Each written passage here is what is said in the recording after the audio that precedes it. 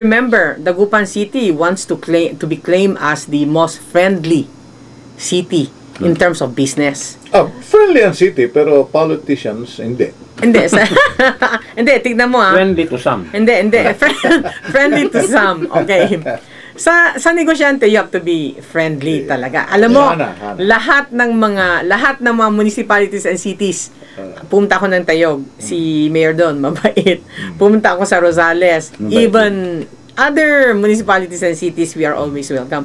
Sa Dagupan, hindi welcome ang investment ng Vice Mayor, di ba? So, friendly tayo talaga. Yung sarili natin na possessing plant, which is owned by the city, hindi tayo friendly. Paano tayo magiging friendly sa iba? Alam mo, nagte-test run si Director Wesley. Bakit kailangan natin siya pahinto kung talaga tayo ay sincere sa ating objective?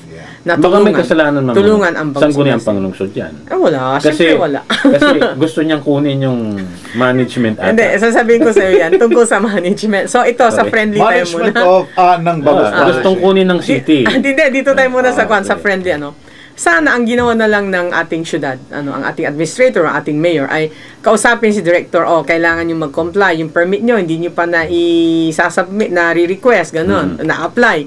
Tapos, mag-apply sana ang BIFAR, pero huwag i-stop ang operation. And then, you comply with the other requirements. Yung dapat na gawin natin sa ibang negosyante. Pero anong nangyari ngayon? Pinahinto na walang operations, na walang trabaho yung 80 na nagdi-debone. Plus, yung mga ibang nasa operations. And then, ang masama doon, yung mga gusto mag-process, na-disappoint sila.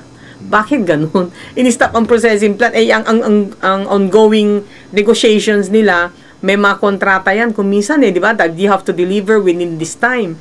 Nawala. So, nahinto na tayo ng almost 2 weeks. May order ang secretary dyan sa local government, si Secretary Robredo, na makuha ka, hindi ka pwedeng mag-ipit ng mga negosyante. You have to issue the permit. And then, pag kulang pa nga, ipa-comply mo sa kanila. Ayusin nila agad immediately within a few days, ganun. Kaya ngayon, pupunta na tayo sa sinasabi nyo na the city wants to manage the processing plant. I was invited by Director Wesley, siguro before I went to the US. Siguro 1 day before I left. At sabi niya, Vice, dapat siguro mag-participate ka bilang the head of the Sangguniang Panlungsod. So, ang kasama kong pumunta, ang chair ng Agriculture, si Councilor Alvin, and chair ng Laws and Ordinance, si Councilor Alfie. So, nalaman namin doon na, kasi tinanong namin, ito na naman, tinanong ko si City Agriculture's Office Head, si Ms. Emma Molina, anong reason bakit gusto natin bawiin daw yung processing plant, gusto natin kunin, at hindi namin alam sa Sangguniang Panlungsod. Sabi niya, hindi niya rin alam.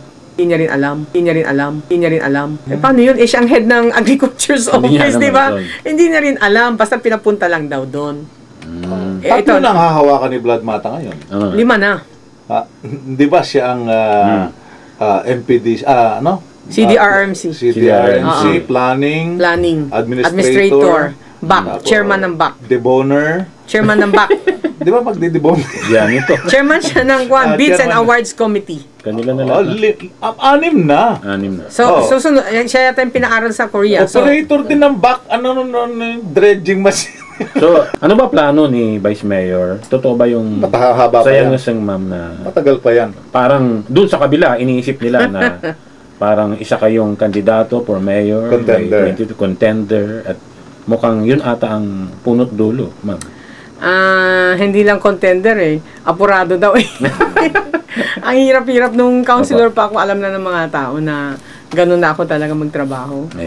At alam din nila ng mga empleyado ko sa CSI, ganun ako magtrabaho. So, ito bilang Vice Mayor, ako naman, dahil overwhelmed naman yung na-receive kong suporta during the past 2 elections. Ano pang pwede kong gawin, kundi parang ibigay ko to give back yung tiwala na binigay sa akin ng taong bayan. Kaya ako nagtatrabaho ng mabuti. So, nasa decision na ho ng tao yan Hindi naman decision ko yan Hindi naman decision ni Mayor yan. Kahit na sino, wala yan. It's always the voice of the people na to be heard kung pagdating sa sitwasyon na gano'n. Siguro, malay natin, kung yan ang gusto nila, bakit hindi? Di ba? Pero pa kung tatanungin nyo... Huwag nyo muna i-deklara, ma'am. Baka marami pa kayong permit na mawawala ulit. Hindi.